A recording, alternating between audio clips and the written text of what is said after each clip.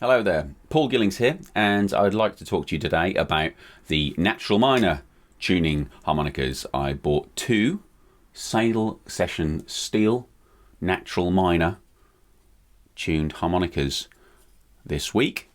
There they are, the beauties. And I've always bought natural minor tunings from Lee Oskar. And had great fun and never had a problem with those and thought they were fantastic.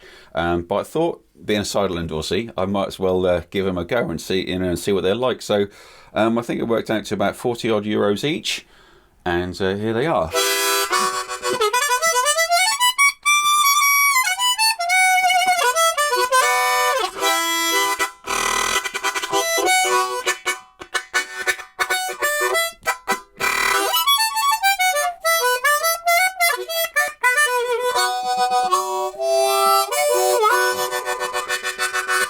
So yeah, why natural minor tuning? And I had to look because the Lee Oskars are labelled in second position. So this is an E minor natural, but it's based on a regular A harp. So and the same with my C here. So this is a C, a regular C, and this is a natural minor. I would tune this one myself actually, so it's labelled like a regular C, which is confusing.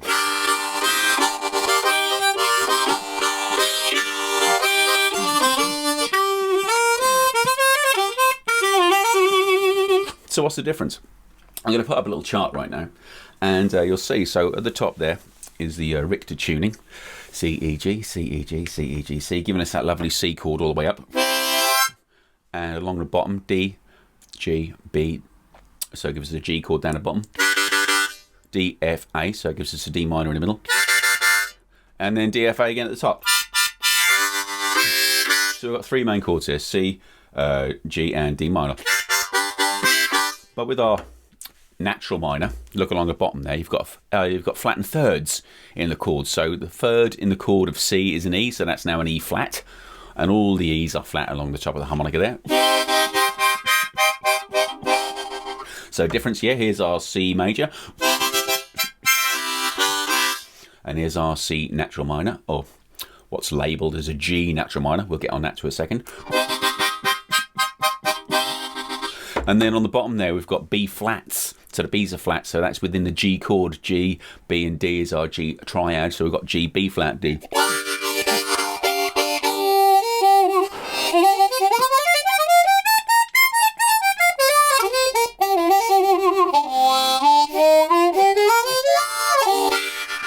So why did I suddenly get involved in these back in the day? I mean, yeah, so overblows now are the thing. So those notes are obtainable.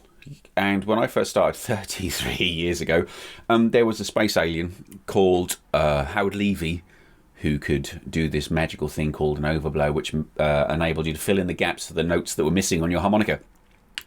But having got involved with Lee Oskar and seen Lee Oskar harmonicas, my old harmonica teacher Dave Markson was an absolute avid Lee Oskar endorsee and fan, and he got me onto the natural minors. Now the natural minors, so say for example on my A harp here, my regular A harp, let's say lightning going on.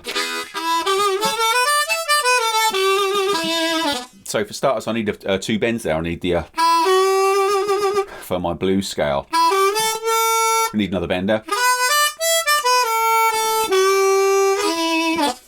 But with the natural minor I only need one bend in that sequence, because that first note is there. Still need a bend there.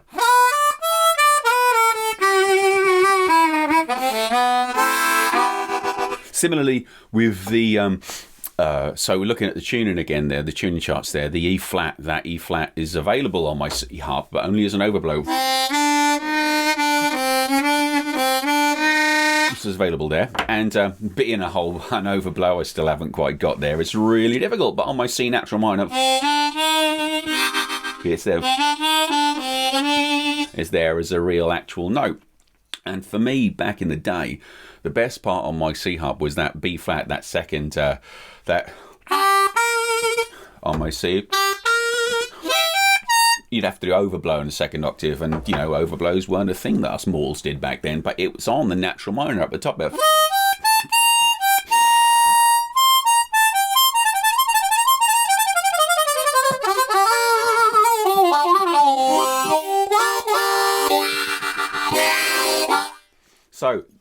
the label in there that I brushed on earlier. So my E minor natural is actually an A harp, but it's labelled in second position because that's where you naturally go to this harp. If you were to start on it, you'd naturally just start playing.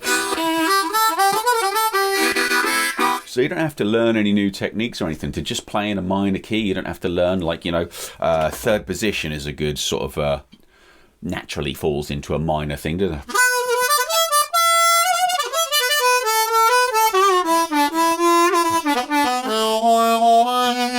So that's on my A harp. That's B minor. But if I just bought, as I have, this B minor natural harmonica, I don't have to learn any new techniques past my second position. Also, I get the beauty of the lovely chordal effects, because we all love playing our...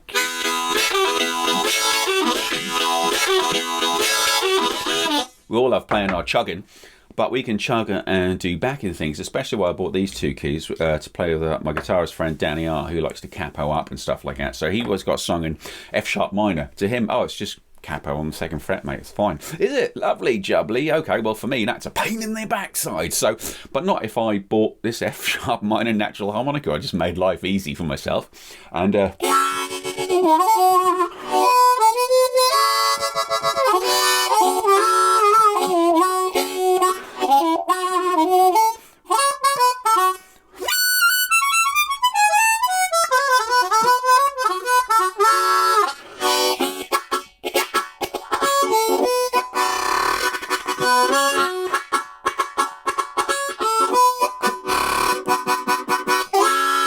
so you get those lovely chords, so that I'm able to then back up his singing as opposed to just sticking to melodic stuff, which is, you know, although sort of B minor isn't out of the way on my, you know, in third position on my A, or even sort of, you know, on my my regular C harp, it's not incredibly difficult. It is fairly challenging, but it's not impossible. Now we overblow and stuff like that.